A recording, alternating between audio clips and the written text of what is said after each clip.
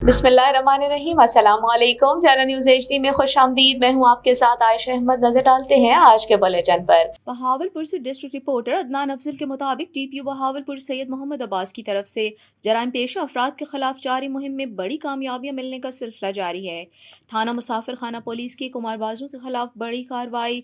SHO थाना मुसाफिर खाना Nusrat Cheema, ASI हाजी अफजल और उनकी टीम का कामयाब रेड मौजा गनी गोट, नस डेरा नासिर, नानूरी बजरिया ताश और जुआ खेलते हुए 16 कस अफराद मोहम्मद कलीम, मुजम्मल हुसैन, मोहम्मद काशिफ, मोहम्मद सैफल, जुबैर, ताहिर, गुलाम अब्बास, मोहम्मद इसहाक, मोहम्मद मक्की, गुलाम शबीर, मोहम्मद मदनी, मोहम्मद जमाल, फैजुल्ला खान, मोहम्मद हुसैन, वजाहत हुसैन, मोहम्मद असगर से 104 अदद ताश के पत्ते, 2 अदद दरियां, 1 अदद तरपाल और मौका पर 9,500 रुपये बरामद कर लिए।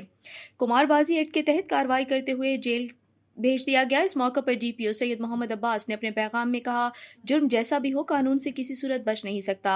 मुआशरे को ऐसे नासूर अनासर से पाक करना पुलिस की अव्वलीन तरजीह है।